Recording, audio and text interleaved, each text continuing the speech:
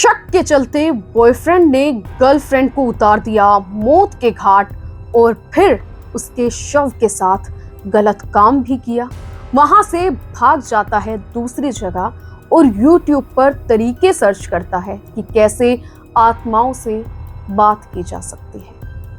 आज हम आपको एक ऐसी कहानी के बारे में सुनाने जा रहे हैं जिसे सुनकर आपके रोंगटे खड़े हो जाएंगे।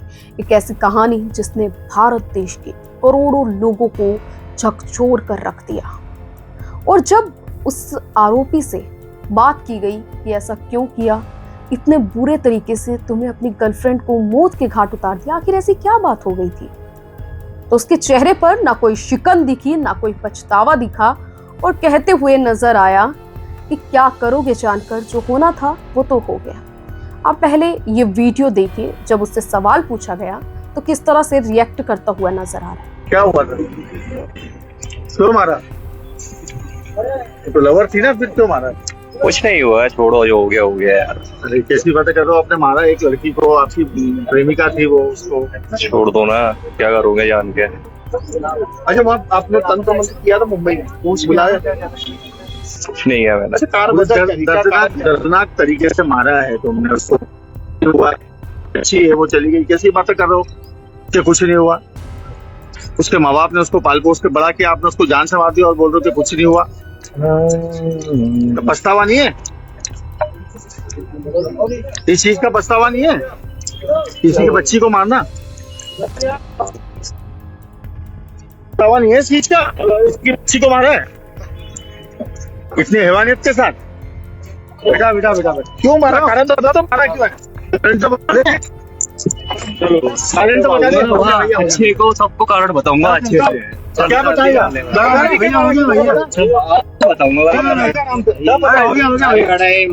टाइम आएगा।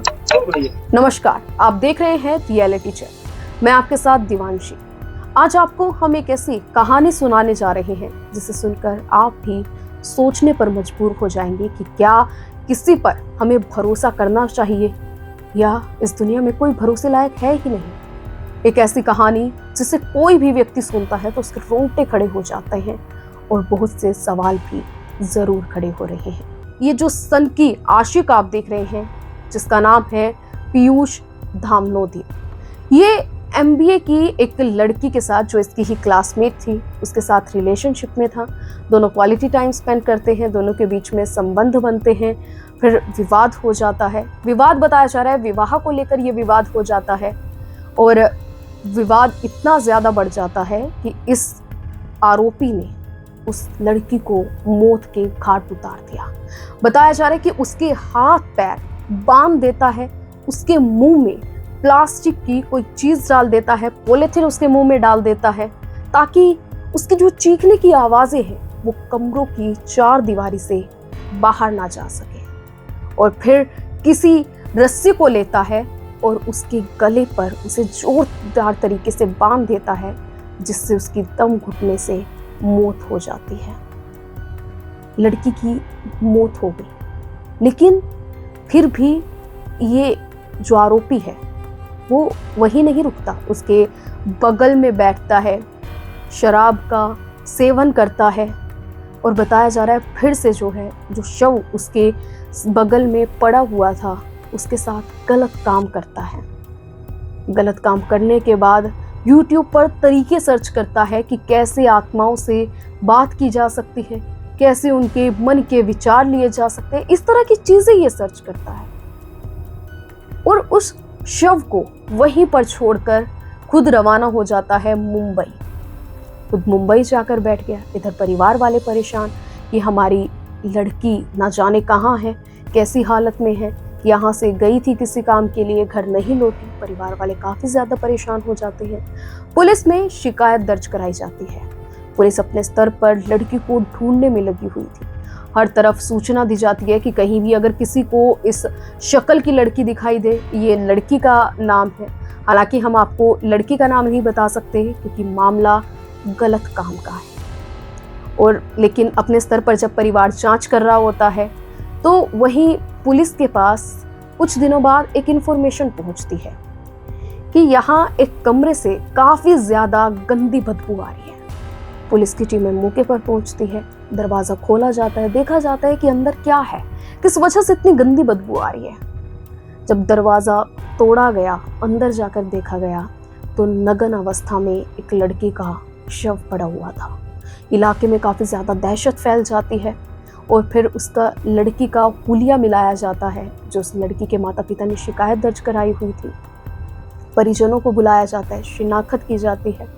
परिवार वालों के पैरों तलों की जमीन खिसक जाती है कि ये क्या हुआ हमारी लड़की के साथ, ये कहाँ गई थी, क्या हो गया, इसकी मौत किसने कर दी, ऐसी अवस्था में इसका शव मिला है, क्या हुआ होगा इसके साथ। परिवार सोच में लगा रहता है। इधर पुलिस भी जांच कर रही होती है कि क्या हुआ, कैसे हुआ, ये पूरी जो हत्या है किसने की, हर एंगल से जांच की जा रही थी।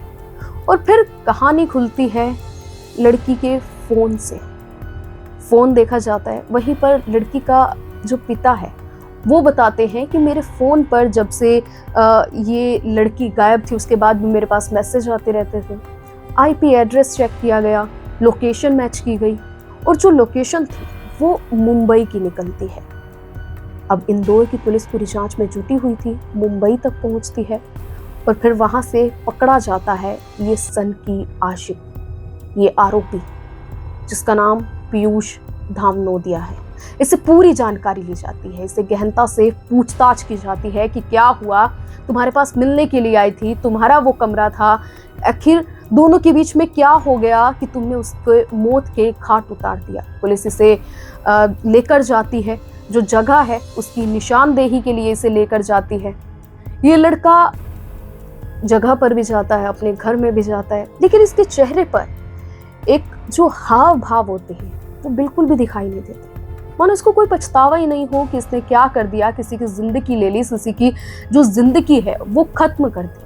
गहनता से पूछताछ की गई तो इसने हर जानकारी बताई, वो जो चीजें थी कि आखिर क्या हुआ दोनों के बीच में, बताया कि संबंध बने और उसके बाद जो है दोनों के बीच में विवाह को लेकर जो झगड़ा है वो हो जाता है। झगड़े के बाद जो है उसने उसे मौत के घाट उतार दिया। उसने हर एक कहानी बताई। कहीं ना कहीं इस पूरे मामले में ये भी बताया जा रहा है कि कुछ लोग कह रहे हैं कि ये शायद साइको बनने का नाटक कर रहा है, लेकिन कुछ कह रहे हैं कि हो सकता है ये सच में इसी तरह से पागल हो, इसे किसी चीज से फर्क ना पड़ता हो, लेकिन एक साइको किलर। अब सवाल यहाँ पर ये उठता है कि आखिर व्यक्ति भरोसा करे तो किस पे करे, क्योंकि जिसके भरोसे जो लड़की थी उसने इस पर पूरा भरोसा किया, तभी वो उससे मिलने के लिए गई और माता पिता को भी पता था कि इनकी लड़की जो है वो उनके साथ दोनों के बीच में विवाह की बातें चल रही थी। लेकिन माता पिता को ये जानकारी नहीं थी कि जिस लड़के के साथ उनकी लड़की प्रेम बंधन में है, जिस लड़के के साथ उनकी लड़की ने अपने पूरा जीवन व्यतीत करने के बारे में सोचा हुआ है, वो इस प्रकार का साइको है, वही उसकी मौत का कारण बनेगा। ना तो ये माता पिता को पता था, ना ये उस लड़की को पता था। अब ये सच में लड़का साइको है या सिर्फ साइको बनने की कोशिश कर रहा है, खुद को बचाने के लिए कहानियां गढ़ रहा है, या क्या है, ये तो जांच के बाद ही सामने आ पाएगा। लेकिन सवाल बहुत से जरूर खड़े हो रहे हैं। पुलिस हर तरफ से जो है जांच कर रही है और जब इससे पूछा गया कि तुमने ऐसा क्यों किया, क्यों तुमने उसे मौत के घाट उतार दिया, इसके चेहरे पर ना कोई शिकन दिखी, ना कोई पछतावा दिखा, ना इसके शब्दों में वो चीज़ें लगी कि कोई लड़की से बात करती थी, इसने उसे ही मौत के घाट उतार दिया, इसने एक लड़की की ज़िंदगी खत्म कर दी, इतना बड़ा क्राइम कर दिया, इतना बड़ा अपराध कर दिया, वो भी इसके चेहरे पर कुछ भी दिखाई नहीं दिया। हम आप लोगों से यही कहना चाहते हैं, किसी पर भरोसा करें, सोच समझ के करें, और साथ ही पुलिस प्रशासन से यही अपील करना चाहते हैं कि इस पूरे मामले पर कड़ी से कड़ी कार्रवाई होना बेहद ज़्यादा ज़रूरी है। पूरा देश जो भी इस मामले को सुनता है उसके रोंगटे खड़े हो जाते हैं। इस कहानी ने करोड़ों लोगों को झकझोर कर रख दिया। आप पूरे मामले को लेकर क्या सोचते हैं, अपनी राय हमें कमेंट सेक्शन में ज़रूर साझा कीजिए और साथ ही रियलिटी चेक को भी फॉलो कर लीजिए ताकि हर अपडेट आप तक समय से पहुंच सके।